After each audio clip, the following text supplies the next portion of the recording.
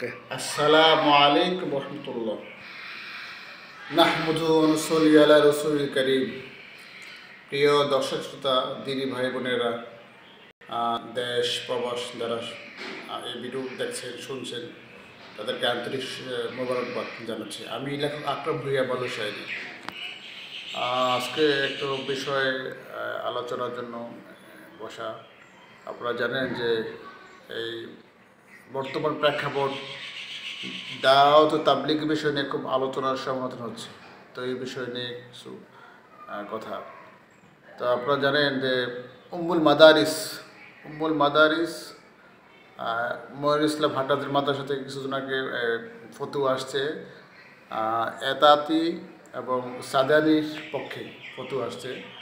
তো ফতোয়ার কপি আমার কাছে আসছে, এক ভাই পাঠিয়েছে, মুফতি ইউসুফ মাহমুদি ভাই, আখলাক টিভি। আপনারা ফতোয়ার কপি দেখতে পাচ্ছেন কি না? দেখতে পাচ্ছেন?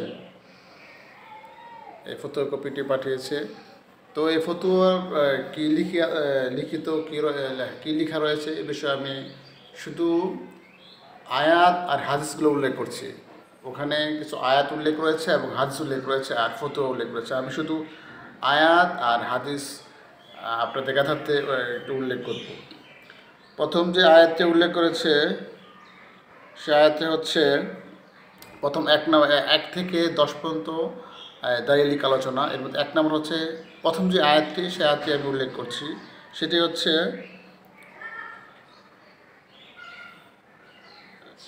সেটি আমি আপনাদের উল্লেখ করছি। ওয়ালা ওয়াতাওয়ানু আলা বিররি ওয়াত তাকওয়া ওয়ালা ওয়াতাওয়ানু আলা ইসমি ওয়াদ উদওয়ান ওয়াত্তাকুল্লাহ ইন্নাল্লাহা শাদীদুল ইকাব। সূরা মায়দা আয়াত নাম্বার 2 নম্বর আয়াত 6 পারায় আল্লাহ বলেন, তোমরা সৎ কাজে নেক কাজে তাকওয়া অবলম্বন করো এবং পরস্পরকে সহযোগিতা করো, আর পাপ কাজকে পরস্পরকে সহযোগিতা করো না, আল্লাহকে ভয় করো। এই একটি আয়াত। দ্বিতীয় আয়াতে উল্লেখ রয়েছে, সেটি হচ্ছে সূরাতুত তওবা আয়াত নাম্বার 119। আল্লাহ বলেন, ইয়া আইয়ুহাল্লাযীনা আমানুত্তাকুল্লাহ ওয়া কুনু মা'আস সাদিকিন। আল্লাহ বলেন, হে ঈমানদারগণ, তোমরা আল্লাহকে ভয় করো এবং সাদিকিন বান্দাদের সঙ্গী হও, সৎপন্থীদের অন্তর্ভুক্ত হও। সূরা তওবা আয়াত 119 11 পারায় এটি এই ফতোয়ার মধ্যে উল্লেখ রয়েছে। 5 নম্বর যেটি একটি হাদিস উল্লেখ রয়েছে, হাদিসটা আমি উল্লেখ করছি। সেটি হচ্ছে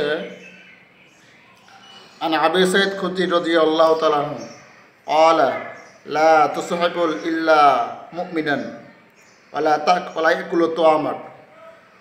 আবু সাঈদ খুদরি হতে মনোনীত, তিনি বলেন, রাসূলুল্লাহ সাল্লাল্লাহু আলাইহি ওয়াসাল্লাম বলেছেন, তুমি মুমিন ব্যক্তি ব্যতীত অন্য কারো সঙ্গী হবে না। তোমার খাদ্য যেন পরেজগার লোকে খায়।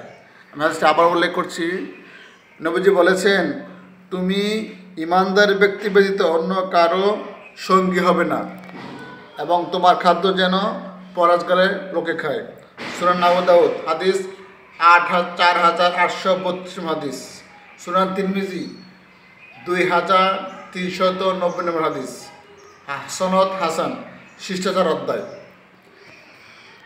আরেকটা হাদিস উল্লেখ করেছে এই বুখারীতে, এটা হচ্ছে উল্লেখ করেছে এই ফতোয়ার মধ্যে 8 নম্বরের মধ্যে। তা হচ্ছে সহিহ বুখারীতে হাদিসটি আসছে প্রায় 3 জায়গায় 3টি স্থানে আসছে। আমি হাদিসটি উল্লেখ করছি।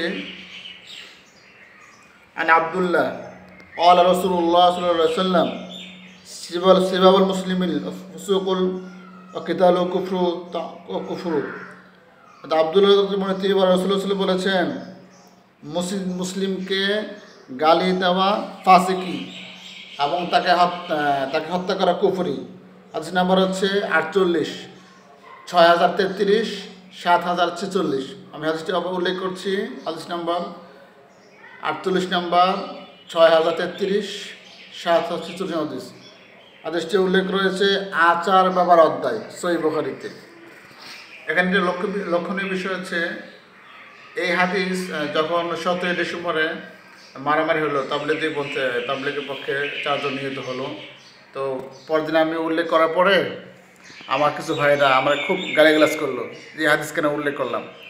আসলে কথা বলে কি বলে যে কৃষ্ণায় করলে লীলা খেলা, কি যেন বলে কথাটা, একটা পুলিশে করলে আইনের লোক, পুলিশ বলে আইনের লোক, আমরা করলে খারাপ আমরা বলে খারাপ লোক, এই একটা প্রবাদ আছে।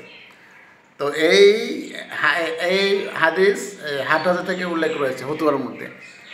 যাই হোক, উদ্দেশ্য আমার এই বিষয় না।